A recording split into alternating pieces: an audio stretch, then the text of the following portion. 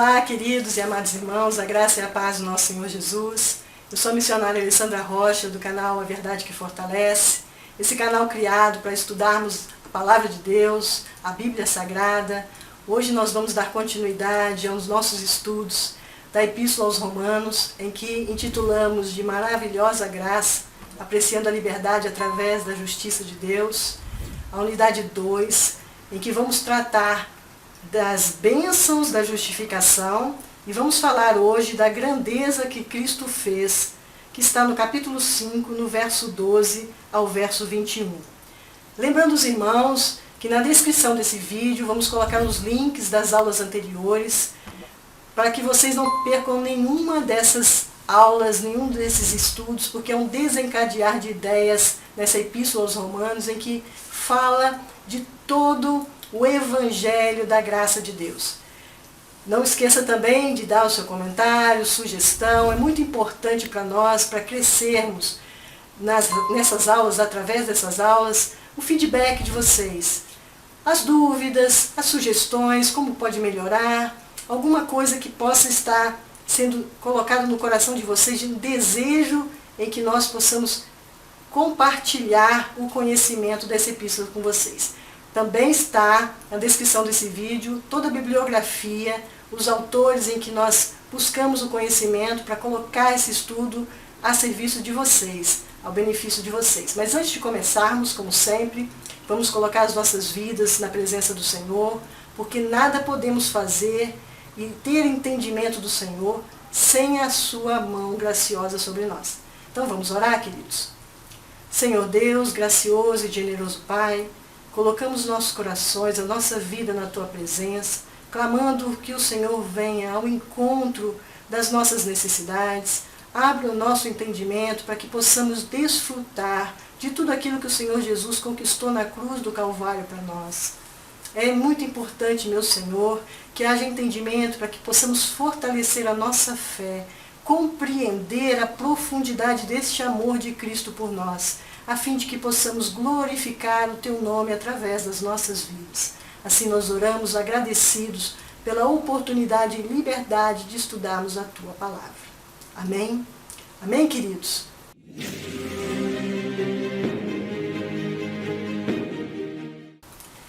Continuando a nossa aula, nós falamos no capítulo 5 da primeira parte, Paulo, ele demonstra todas as bênçãos da justificação pela fé, todo o privilégio que nós alcançamos através do mediador Jesus Cristo. Paulo ele faz 6 afirmações ousadas que nós estudamos na aula anterior.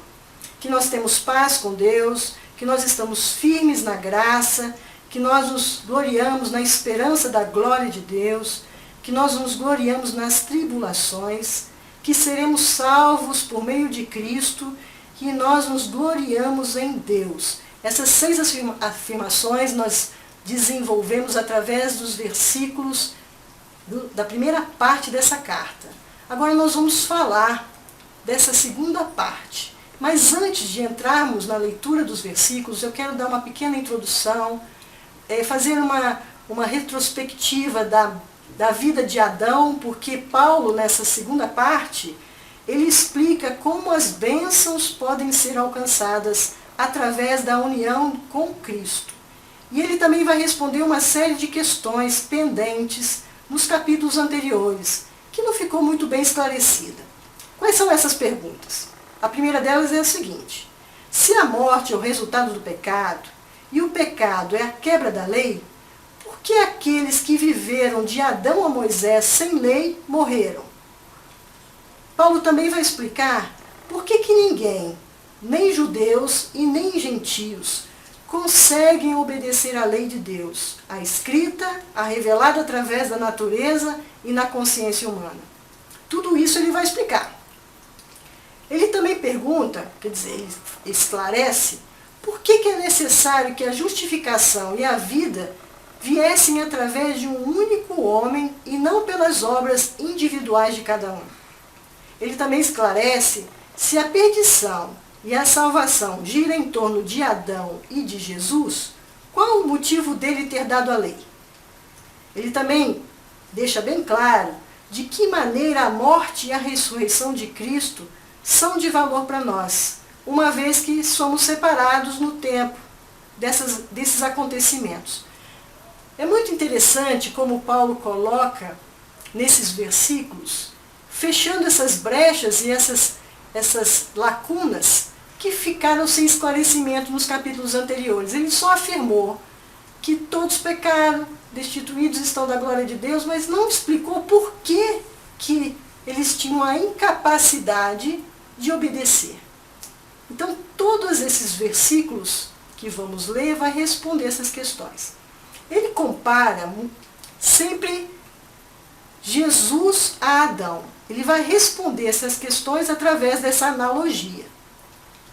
Então vamos fazer um pequeno resumo de Gênesis, do capítulo 1 ao capítulo 3, do que Adão representa, para que a gente venha refrescar nossa memória de tudo aquilo que foi dito. É bem interessante que depois vocês leem com calma, verso a verso, dessas passagens, desses capítulos, para que a compreensão seja bem homogênea. Olha, vou destacar aqui primeiro que formou o homem, soprou o espírito de vida, ele se tornou um ser vivente, deu o nome de Adão, que significa vermelho, porque vem do pó da terra, e em seguida fez a mulher da costela de Adão. Essa foi a ação de Deus para a formação do homem. Deus, ele criou o homem diferente dos anjos. Os anjos não têm corpo, eles foram criados todos de uma vez só, não se reproduzem e não morrem. Por que eu comparei isso aí? Porque isso é de suma importância em entender que a geração de Adão vai representar aquilo que Adão é. Deus criou um casal e deu uma ordem para eles: crescer e multiplicar. Aos anjos não. Criou tudo de uma vez só. O anjo não se reproduz. O anjo, ele não tem a capacidade de morrer. O anjo foi criado por uma determinada função. O ser humano, ele também deu atribuições. Vamos ver quais são elas. Olha, Deus os fizeram à imagem e à sua semelhança. Então, a plena constituição material e moral, e imaterial, quer dizer, corpo, alma e espírito, o homem foi constituído. O homem é uma criatura racional, pessoal, criativa e moral, com quem o próprio Deus compartilha os seus atributos comunicáveis. Isso é uma atribuição humana distinta de todas as outras coisas que ele criou. Ele fez o homem para ter comunhão com ele. Por isso que fez a sua imagem e semelhança. Ele constituiu o homem como a coroa da criação e a cabeça da raça.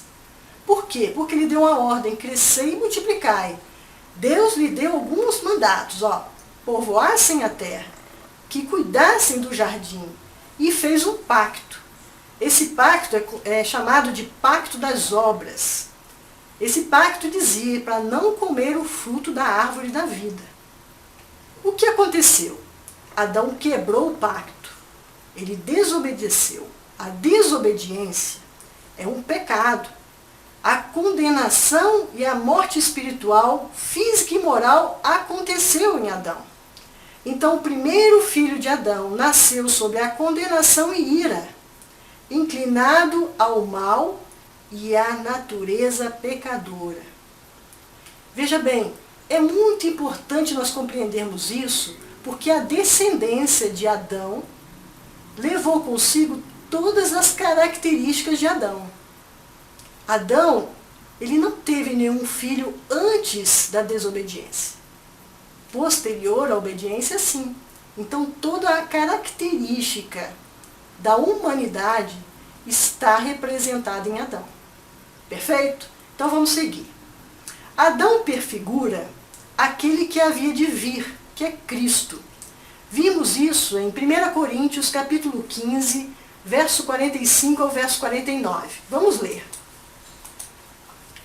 Pois assim está escrito: o primeiro homem, Adão, se tornou um ser vivente, mas o último Adão é espírito vivificante. O que vem primeiro não é o espiritual, e sim o natural. Depois vem o espiritual. O primeiro homem formado do pó da terra é terreno. O segundo homem é do céu. Como foi o homem terreno, assim também são os demais que são feitos do pó da terra. E como é o homem celestial, assim também são os celestiais. E assim como trouxemos a imagem do homem terreno, traremos também a imagem do homem celestial. Nesse versículo de 1 Coríntios, Paulo deixa muito claro a diferença de Adão e de Cristo, que é o segundo homem, considerado e chamado último Adão. O que é seguidor de Adão tem as características de Adão. O que é seguidor de Cristo tem as características de Cristo. Vimos que Cristo fez certo o que Adão fez errado. Cabeça e representante de um novo mundo, esse é o Cristo. Cristo é mais poderoso pela fé e quem une-se a ele também. Dele herda-se todas as conquistas. Aquele que é seguidor de Cristo vai herdar tudo aquilo que Cristo conquistou. Da mesma forma, quem é seguidor de Adão vai herdar tudo aquilo que Adão representou e representa até hoje na humanidade. Essa distinção ela tem que ser bem clara nas nossas mentes, certo? Então vamos prosseguir. Mas antes disso, ainda tem mais uma coisinha que eu tenho que dizer para vocês. Na leitura desses versículos que Paulo vem representar na segunda metade do capítulo 5, ele usa muito a expressão todos e muitos. Então vamos fazer uma observação no sentido original das Escrituras. Ele emprega essas palavras todos e muitos quando ele fala na extensão da ofensa de Adão e da obediência de Cristo. Mas muitas vezes esse sentido de muitos e todos são distintos. Vou dar um exemplo. Todos, no sentido de todos, nós vemos isso no verso 12 e no verso 18. Muitos, no sentido de todos, nós vemos isso no verso 15 e no verso 19. Muitos, no sentido de muitos, vimos isso no verso 15, na parte B, e no verso 19, parte B. E todos, no sentido de muitos, vimos isso no verso 18, na parte B. Muitos teólogos tentam entender e buscam explicações a respeito disso. Mas é muito claro que a distinção que Paulo faz daqueles que são descendentes de Adão e daqueles que são descendentes de Cristo. Mas na nossa tradução houve um pequeno deslize nisso. Mas no decorrer da leitura dos versículos eu vou colocar em vermelho o significado real no original das Escrituras e no sentido daquilo que Paulo queria demonstrar com essas palavras todos e muitos. Então vamos lá. Romanos capítulo 5, no verso 12 ao verso 14. Diz o seguinte: portanto, assim como por um só homem entrou o pecado no mundo, e o pecado veio à morte, assim também a morte passou a toda a humanidade, porque todos, no sentido de todos, pecaram. Porque antes da lei ser dada, havia pecado no mundo. Mas o pecado não é levado em conta quando não há lei. No entanto, a morte reinou desde Adão até Moisés, mesmo sobre aqueles que não pecaram à semelhança da transgressão de Adão, o qual prefigurava aquele que havia de vir. Nesses versículos nós vamos compreender agora o que Paulo está querendo dizer, tá certo? Vamos estudá-los. Em Adão entra o pecado no mundo. Isso ficou bem claro. Então Paulo descreve aqui dois povos que passaram a existir a partir da interferência divina na cruz. Uma inclui os judeus e os gentios, caracterizada pelo pecado e pela condenação, e a outra composta pelos descendentes de Abraão, circuncisos e incircuncisos, que é definida pela graça e fé. A primeira está em Adão e a segunda está em Cristo. Então vamos responder o primeiro questionamento aqui, a primeira lacuna que ficou sem resposta nos capítulos anteriores. Por que a humanidade não conseguiu obedecer revelações de Deus. Porque o problema está na origem. Adão pecou e a descendência foi incapaz de obedecer a Deus e seguir a sua lei, por ter um coração corrompido. Essa é a resposta. Quando Adão pecou, toda a sua descendência foi corrompida de coração, incapacitada de fazer na plenitude da obediência de Deus. Porque para Deus, meus queridos, 99% de obediência significa 100% de desobediência. Se não cumprir uma lei, um ponto de uma lei, toda a lei foi lançada fora, descumpriu toda a lei. É assim para o nosso Deus.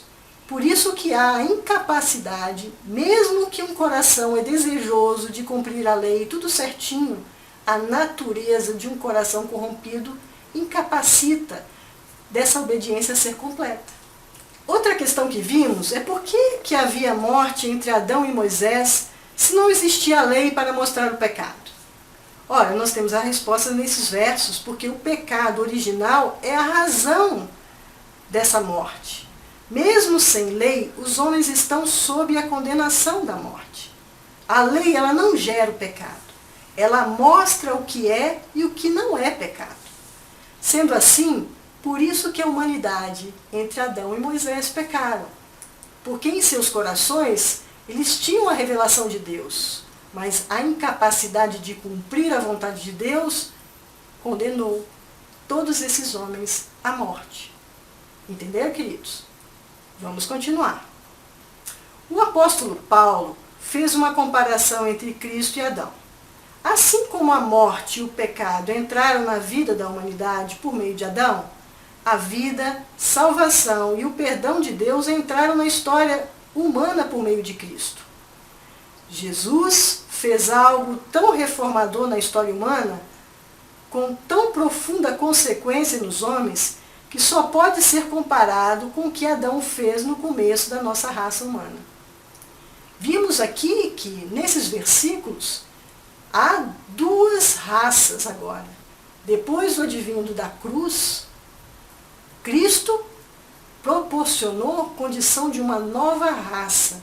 Os seus seguidores desfrutam tudo aquilo que Cristo conquistou na cruz, em obediência, ao passo que aqueles não precisam fazer nada, né? Apenas nasceram, morreram, nasceram, viveram e cresceram. Se morrer sem alcançar Cristo, já são condenados, porque eles herdaram toda a natureza pecaminosa de Adão. Isso fica bem claro. Não há motivo nenhum, ou toda a humanidade já está condenada. Então, se não houver o Cristo na vida, já estão condenados à morte. Não há salvação. Cristo é a única salvação da humanidade, segundo as Escrituras.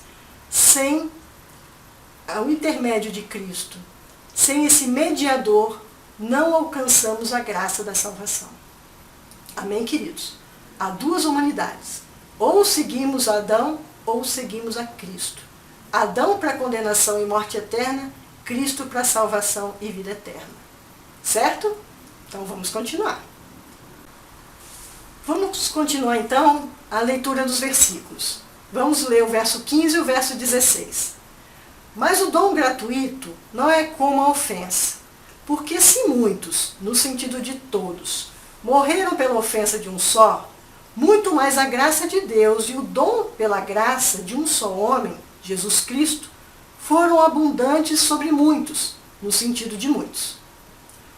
O dom, entretanto, não é como o caso em que somente um pecou, porque o julgamento derivou de uma só ofensa, para a condenação, mas a graça deriva de muitas ofensas para a justificação. No verso 17 e 18, vimos o seguinte: se a morte reinou pela ofensa de um, e por meio de um só, muito mais os que receberam a abundância da graça e o dom da justiça reinarão em vida por meio de um só, a saber, Jesus Cristo. Portanto, assim como por uma só ofensa veio o juízo sobre todos, no sentido de todos, os seres humanos para a condenação, assim também, por um só ato de justiça, veio a graça sobre todos, no sentido de muitos, para a justificação que dá a vida. No verso 19 a 21, vimos o seguinte: portanto, como pela desobediência de um só homem, muitos, no sentido de todos, se tornaram pecadores, assim também, por meio da obediência de um só, muitos, no sentido de muitos, se tornaram justos. A lei veio para que se aumentasse a ofensa. Mas, onde aumentou o pecado, aumentou muito mais ainda a graça, a fim de que, como o pecado reinou pela morte, assim também a graça reinasse pela justiça que conduz à vida eterna, por meio de Jesus Cristo, nosso Senhor. Vamos explicar agora esses versículos. Do verso 15 ao verso 19, nós vamos ver as diferenças e as semelhanças. Semelhança entre Adão e Cristo. A semelhança está que as duas figuras marcaram época. Seus atos alteraram profundamente o destino daqueles que se seguiram. Isso ficou bem claro, né, queridos? Aqueles que seguem Adão e aqueles que seguem a Cristo. Todos eles vão ter as suas vidas, a sua semelhança. A diferença agora entre Adão e Cristo. A diferença no efeito. Morte, condenação para um, vida e justificação se seguir o outro. Morte e condenação no caso de Adão, vida e justificação no caso de Cristo. A diferença na extensão é a questão do julgamento. Resultou de uma transgressão, de um pecado, e o dom da graça perdoa muitas ofensas. Então vimos que, por causa de uma transgressão, todos foram condenados.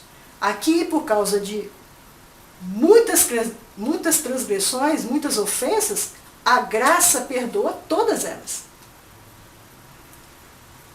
Quanto à diferença, quer dizer a certeza, a morte reinou pela ofensa, a vida, muito mais, aos que receberam a bênção da graça e justiça.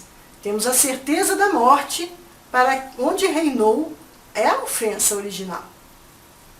E a vida, para que eles receberam a bênção e a graça de Jesus, muito mais abundante. Cristo neutralizou completamente o efeito do pecado de Adão. Consiste em dois grupos de morte. Vamos ver aqui. A morte física. Os herdeiros de Adão perderam o acesso à árvore da vida e morreram incondicionalmente. Cristo, através do seu sacrifício, ressuscita muitos homens incondicionalmente. Vimos isso em 1 Coríntios, capítulo 15, no verso 20 e no verso 23. Vamos ler. Mas, de fato, Cristo ressuscitou dentre os mortos, sendo ele as primícias dos que dormem. Visto que a morte veio por um homem, também por um homem veio a ressurreição dos mortos. Porque assim como em Adão todos morreram, assim também todos serão vivificados em Cristo, cada um, porém, na sua ordem. Cristo as primícias, depois o que são de Cristo na sua vinda. O que nesse verso aqui nós observamos? Que as primícias é o Cristo, ele já ressuscitou. E ele disse ainda que está preparando a morada para nós, para aqueles que são os seus seguidores, a morada eterna. Então ele é a primícia dessa graça salvadora, desse plano maravilhoso que Deus fez. Então nós vimos aqui que a morte espiritual vem dos descendentes de Adão que seguiram o seu exemplo e se perderam. São os pecadores, são aqueles incapazes de cumprir os preceitos do Senhor. E os seguidores de Jesus imitaram-no e são salvos. Eles repartem o sangue de Cristo, o sacrifício que o Senhor Jesus fez na cruz do Calvário. Então vimos aqui que o Senhor Jesus neutralizou a morte, tanto física quanto espiritual. Ele demonstrou a sua supremacia maior em relação a Adão. Ele conseguiu resgatar a humanidade toda. Porém, somente aqueles que o aceitarem como Senhor e Salvador de suas vidas. O livre-arbítrio ainda está reinando. Apesar de todas as coisas, Deus não nos força. Nós somos admoestados pelo Espírito Santo a aceitá-lo, mas nós podemos falar não. Quem nos escolhe é o nosso Deus. Nós não escolhemos o Senhor. Nós vamos ver isso mais adiante nos versículos que Paulo vai explicar mais essa questão da escolha, da eleição. Mas nós não vamos deter nisso nesse momento. Se Deus assim permitir, nós vamos estudar nas próximas aulas. Mas nós temos que ter consciência de que aqueles que seguem o Senhor Jesus alcançam a graça da vida eterna. E a justificação é só para aqueles que o aceitou como Senhor e Salvador das vidas. Está bem claro isso, queridos? Eu espero que sim. Vamos continuar. Por que a salvação veio por meio de um só homem, de um homem? Deus trata o problema da mesma forma que começou. A solução de Deus é paralela ao problema. Ora, se um homem, através da atitude dele, condenou toda a humanidade, toda a sua descendência à morte, um só homem veio à terra e alcançou a graça de restaurar a comunhão com Deus, daquele que pela fé crê que ele é filho de Deus e morreu para nos salvar. Com esse propósito, pagou o preço do pecado de cada um de nós. Esse é um amor, amados, que nós não podemos compreender, mas é um amor que nós temos que buscar a compreensão da altura, profundidade, largura e altura, para que a gente possa estar enraizado neste amor e viver a plenitude deste amor e de tudo aquilo que ele conquistou. É importante isso, porque nós encontramos muitas pessoas que não desfrutam da justificação, de tudo aquilo que o Senhor conquistou por nós, porque não tem conhecimento bíblico. E o Senhor diz, meu povo perece porque falta conhecimento. Pelo pecado, morremos em Adão. Pela fé, vivemos em Cristo. Temos que ter esse entendimento e vamos prosseguindo no estudo. No verso 20 ao verso 21, o lugar da lei. Se a perdição e a salvação giram em torno de Adão e de Cristo, Jesus Cristo, qual é o motivo de Deus ter dado a lei? Isso é um questionamento plausível, né, queridos? Se a intenção do Senhor é comparar Adão e Cristo, por que essa lei entrou no plano de salvação de Deus? A lei surge depois da chegada do pecado. Aí veio a morte. A lei não solucionou a questão do pecado, mas ela mostrou e tornou mais evidente a necessidade de um Salvador. E aí que vem a questão do evangelismo. O evangelismo é para que a humanidade conheça a ira de Deus, a condenação do Senhor e a necessidade de Cristo Jesus. Nós já falamos isso nas aulas anteriores. Mas esse é o fundamento, mostrar ao pecador a sua condição e a fatalidade daqueles que não buscam a reconciliação ou o perdão do seu pecado através de Cristo Jesus. É a morte.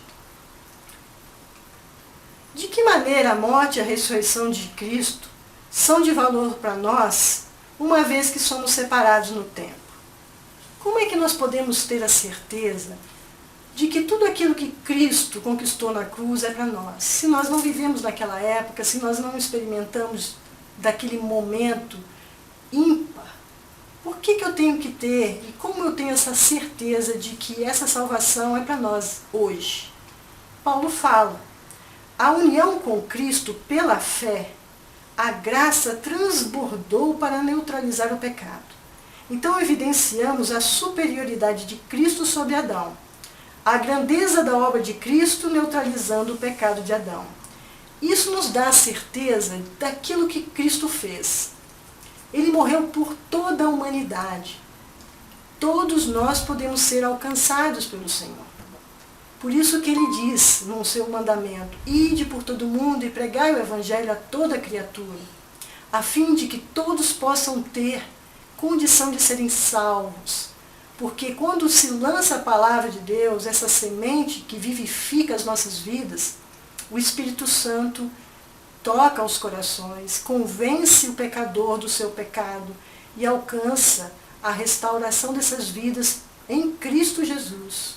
Esse é o propósito, o plano de salvação do nosso Deus. É nos salvar dele mesmo. Porque ele, já foi dito por Paulo, considerou toda a humanidade pecadora, toda a humanidade estaria fadada à morte. Ele elaborou um plano através de Cristo Jesus para alcançar e resgatar a humanidade. Vamos agora às nossas considerações finais. Jesus Cristo destruiu o poder do pecado e da morte. Sabendo que o pecado e a morte não podem quebrar o poder de Jesus Cristo. A punição do pecado de Adão pode ser alterada, a redenção em Cristo não. O resultado do ato de Adão é permanente, apenas se não for anulado por Cristo. O efeito do ato de Cristo, contudo, é definitivo para as pessoas crentes e não está sujeito à reversão ou à anulação.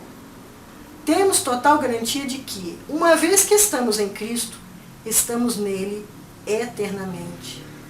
Queridos, essa convicção de estarmos em Cristo Jesus e estamos nele eternamente é algo que temos que ter na nossa mente constantemente. Somos propriedade exclusiva do Senhor. Não há nada que acontece nas nossas vidas sem a permissão do nosso Deus. Tudo que acontece nas nossas vidas é por permissão do Senhor. Coisas boas ou coisas que nós achamos ruins. E até mesmo essas ruins, nós vimos agora que as tribulações, ela é para o nosso bem, para o nosso crescimento, para a nossa purificação de alma. Então, queridos, estamos hoje por encerrar essa aula. Espero que nós possamos ter entendido a profundidade dessas palavras de Paulo, sabendo como que nós alcançamos essa graça da justificação por meio de Cristo Jesus. Que nós busquemos estar enraizados neste amor, no conhecimento do nosso Deus, a fim de que possamos estar no centro da vontade dEle, cumprindo o propósito que Ele tem para as nossas vidas, porque tudo que Ele tem para nós é bom, perfeito e agradável. Vamos orar, encerrando, queridos? Senhor Deus, gracioso e generoso Pai, muito obrigada, Senhor, pela liberdade de estarmos estudando a Tua Palavra. Cremos, Senhor, que Tu irás trabalhar no nosso coração por uma verdadeira conversão da nossa alma a Ti, Senhor, para que possamos entregar a nossa vida por completo, para que o Espírito Santo venha mudar o nosso caráter, mudar o nosso entendimento, para que possamos aceitar e concluir a transformação da salvação em nossas vidas, o desenrolar dessa salvação que é tão importante, meu Senhor, para que possamos experimentar mais e mais do Teu amor. Ajude-nos, ó Pai, nas nossas dificuldades. Coloque-nos, ó Pai, no centro da Tua vontade, para a glória do Teu nome. Assim nós oramos agradecidos por mais uma aula, em nome de Jesus. Amém? Amém, queridos? Um abraço enorme. Espero que vocês estejam gostando. Não esqueçam de dar os seus comentários nas descrições desse vídeo. Ficarem atentos para a próxima aula, porque a verdade da Palavra de Deus é ela que nos fortalece. Um beijo no coração de todos, amados. Até a próxima.